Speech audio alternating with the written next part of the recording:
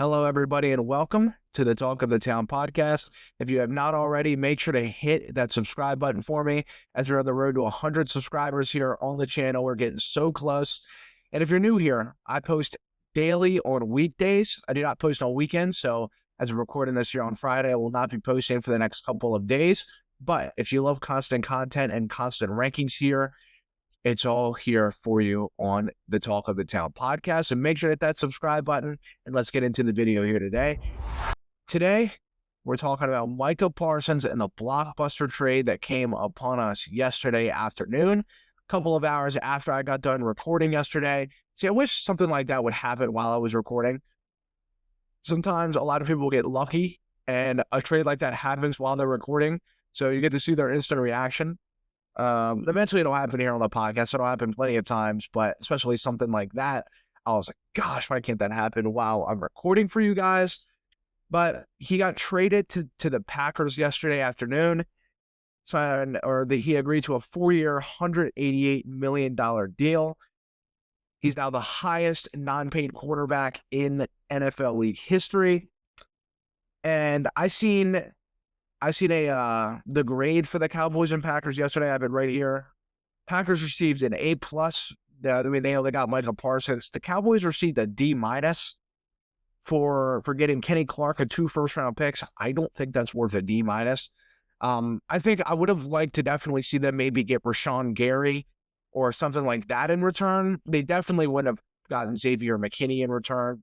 I don't think that trade would have happened at all. Well, maybe not. I mean, Parsons is a better player than McKinney, but they probably wouldn't have gotten 2 first-round picks. They may have only gotten a first, which even still, that's pretty good. But I would have liked to maybe see Rashawn Gary, but Kenny Clark is still a really good player regardless. No matter who you got off of that Packers defense, you're not going to replace Micah Parsons. I don't even care if you got Rashawn Gary. He's not Micah Parsons. Xavier McKinney's still the same. He's an all-pro level player, but he's still not on Micah Parsons' level of player. I mean, they're not in the same position, so. But anyway, I think people are making way too big a deal of, oh, well, they only got Kenny Clark. No matter who they got, you're not replacing that position anyway. You're just not doing it. 2 first-round picks is definitely not. Even if they didn't get the full potential of a player they could have gotten, 2 first-round picks is not worth a D- trade.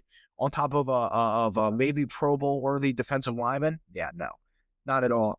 I'd give it probably a C. I'd give it around a C.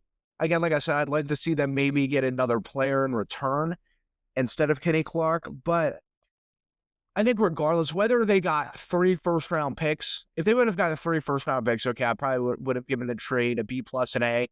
But the thing is with those 2 first-round picks is no matter where you draft, they're first-round picks. But they're going to be lower first-round picks. The Packers aren't going to be competing for a number 1 overall pick. I mean, they're going to be competing for a playoff spot. So the pick's going to be relatively low anyway. But, I mean, regardless, you could still get a really good player out of a lower first-round pick. We see it every single year pretty much.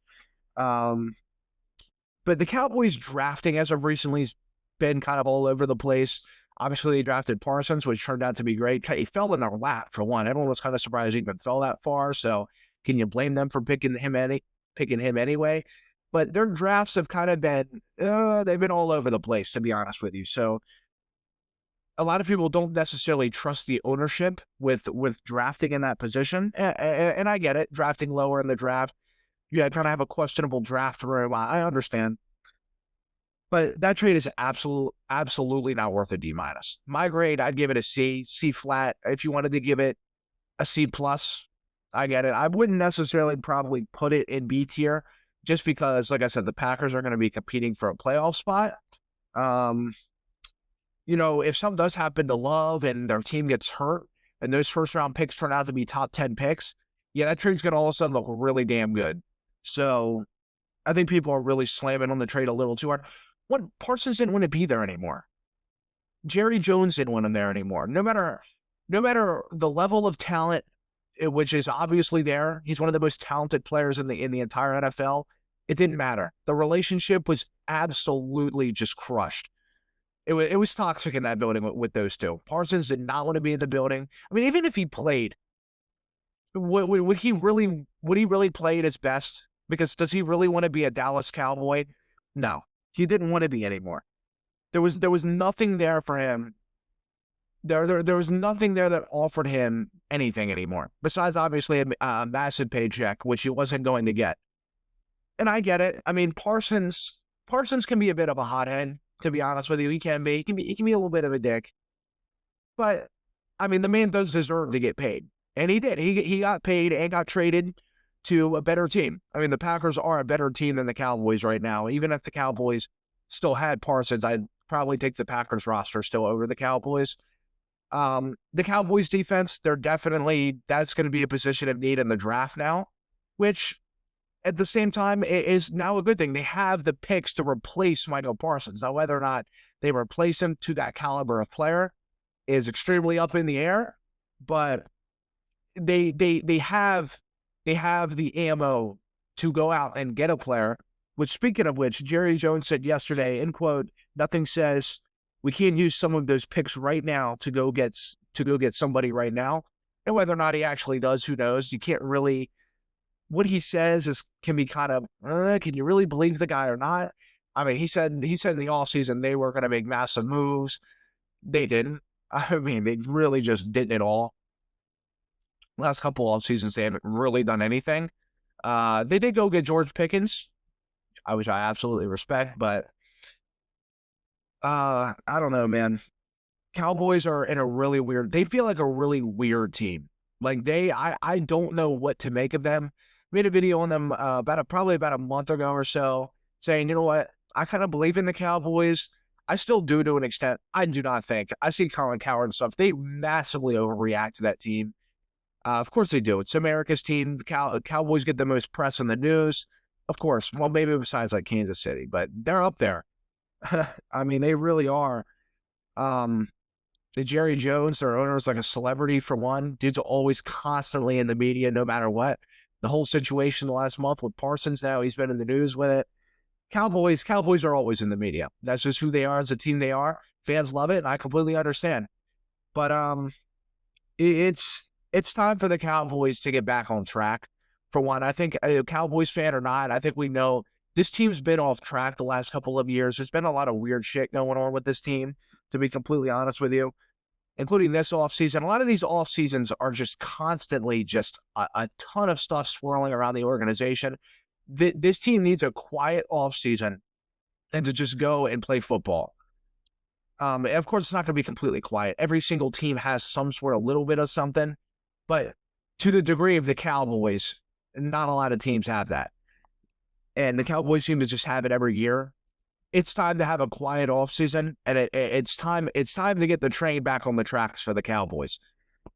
Whether or not that's just completely rebuilding your defense, it's just spending a majority of your draft picks on defense and really just going all in and not having these major contracts loom over you it seems like every year, whether it's Dak, Parsons, Trayvon Diggs, like it is constantly somebody, CeeDee Lamb.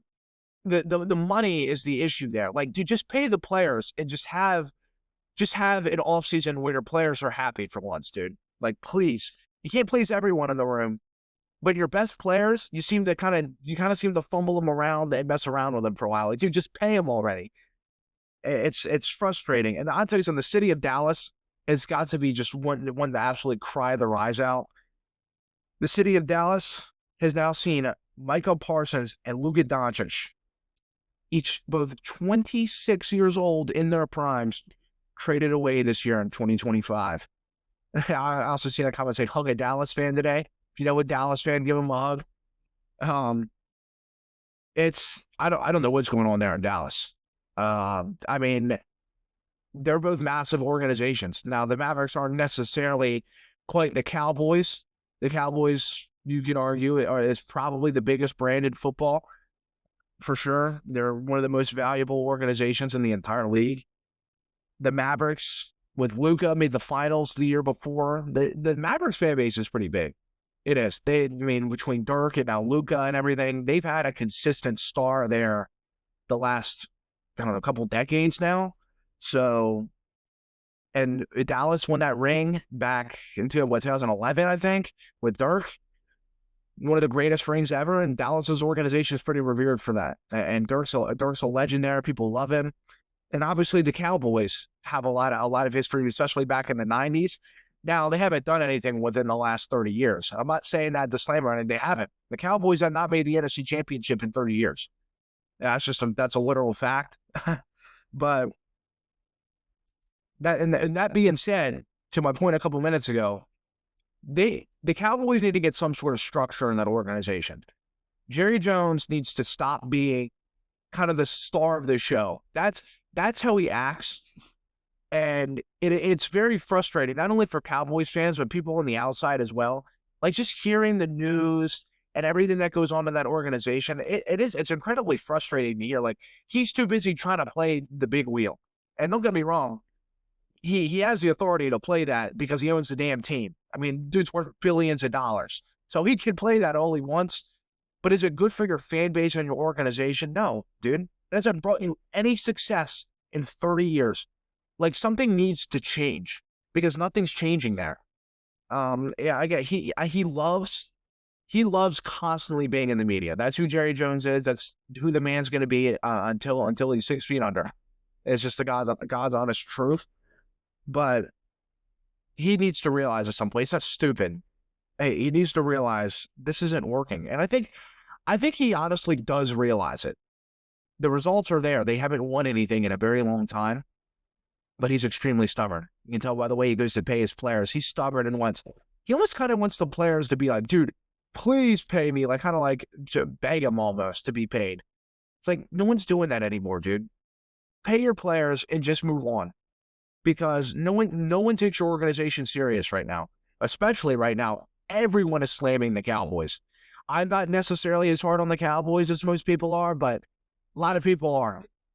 And I get it to a point. It is justified. The organization has just been a mess the last couple of years. They've had some success in the regular season, for sure. I mean, it constantly seems like they go 12-5 besides last year. We were talking about them winning the Super Bowl a few years ago. But they constantly disappoint. They just do. And to the Packers' credit, yeah, the Packers, I like the trade. You got Clinton, you traded Kenny Clark. You knew you at least had to trade a first-round pick or two to get him. And you did it. So congratulations. Your defense with McKinney, Rashawn Gary. I mean, you guys have some good players. Now, on the other hand, though, your cornerback position, your depth, son of who is it, Hobbs, I think, is really lacking. Their secondary could get torched this season. I'm not going to lie, which is kind of worrisome in a division with the Lions, in a division with Minnesota. You know, we still have to see what McCarthy is, but regardless who McCarthy is, you have Jefferson, Addison, now Thielen, TJ Hawkinson, Aaron Jones. Your secondary is probably going to get torched. McKinney can only cover so much ground back there. Unless they really feel confident about who they drafted, these young guys. And if they come out and surprise this defense, they're going to be competing with Philadelphia in January. They are. They are going to be competing with Philadelphia in January to go to the Super Bowl. So this team has the talent all around. I love LaFleur as a coach. Parsons is a massive signing for him. That gives him an all-time level player on that defense. I do love the trade. You know, you did what you had to do to get him. I'm glad they didn't go and cheap out and say, I didn't really want to give up 2 first-round picks. I would have been willing to give up Clark in a first round, but not Clark in 2 first rounds. Now, you did the right thing for your organization. Your first-round picks are going to be lower anyway. Whether or not you had Parsons, you're going to be competing for a playoff spot. But now you got him. And now you can – they really feel like now they're kind of on a little bit of a different level. Okay, they went from here to here. They took that little jump up when you get a player like that. Because teams, they get stingy with their first-round picks, and respectfully so. First-round picks can completely change your organization. But a lot of the times, some of them don't work out. They don't live up to be what they could be. I'd take my chance on giving 2 first-round picks for you already know who you're getting. A guy who's on all-time pace to be an all-time great in his freaking prime. And yeah, you had to give him a bag, but you got to do what you got to do. That organization, the Packers organization, does not do that often. Give their players a ton of money like that. Especially, well, they do it to their own players, but they don't go out and chase players. They do not do it. They're known for not doing that. This year, they drafted a receiver in the first round for the first time in a long time, and they went to go get Micah Parsons. This team's making a lot of decisions and just a lot of moves they don't usually do, and it feels like a good thing. They felt like good picks. Golden felt like a good pick. Parsons felt like a good trade. So I think the organization is doing all the right things by Jordan Love, and I think that team's going to be good for a while. I really do. Their players are young. They have an extremely young team. That's the one thing about them. A few years ago, they were like, could the Packers really compete for anything because they're so young? Look at them now, dude. I mean, they're getting players in their prime, drafting great players, and the Packers are going to be good for a while. They are.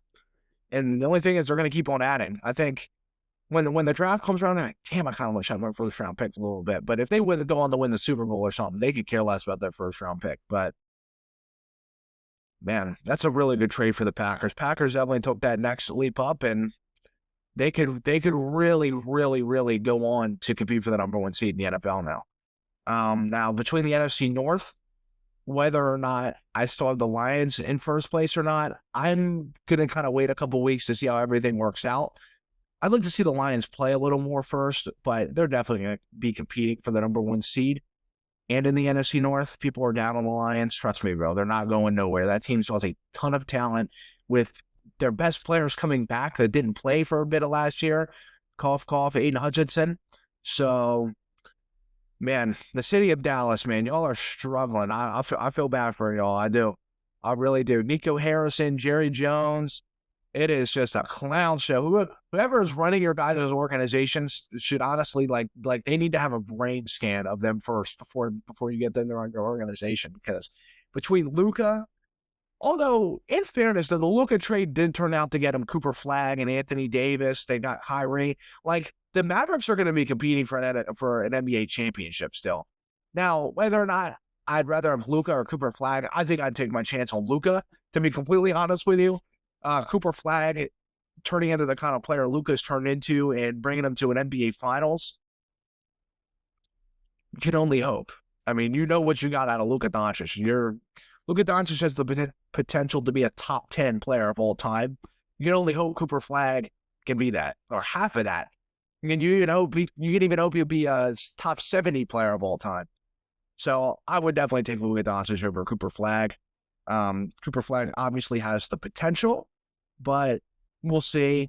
Anthony Davis is getting a little older. We know his injury history, although he stayed kind of healthy the last couple of years, but the older you get, the more it piles up on you. So, man, Dallas fans, I really feel for you. But the Cowboys, I think people are really dogging them still a lot. Even without Micah Parsons, I think they're still going to they have a really good offense. Dak's back. No matter who Dak's throwing to, your offense is going to score points. They are. Schottenheimer, even a lot of people aren't high on him. He's your offensive coordinator. So you know your offense is going to be humming no matter what. Now, whether or not he's a good head coach, we'll find out. People are already burying him saying, oh, this is going to be a disaster. Dude, give him a chance. What are you going to do? Go out and sign someone who's failed before? What are you going to go out? Sign Matt Nagy or something? I mean, I know they wanted Vrabel. Vrabel would have probably been a better option to this point, but there was no chance Vrabel was going to the Cowboys over the Patriots. Patriots was his home. He played there many years, won a Super Bowl there. There was no chance he was going to Dallas over New England. So, just see what you got. Honestly, the Cowboys have nothing to lose this year. They have zero expectations coming into this year at all, to be honest with you. The only thing they really can do is shut everyone up and prove them wrong. And I feel like they could do that to an extent. I mean, if they make the playoffs, man, they'll prove everyone wrong. Because people have the Cowboys finishing with 6 wins and stuff. They're not finished with 6 wins. They're going to finish around 9 or 10. I mean, to be honest with you. They're in a tough division, but Cowboys ain't going to be that bad, bro. I promise. That's it for today's video, y'all. I hope y'all enjoyed the video. Hope you guys have an amazing weekend. And I will see you guys on Monday.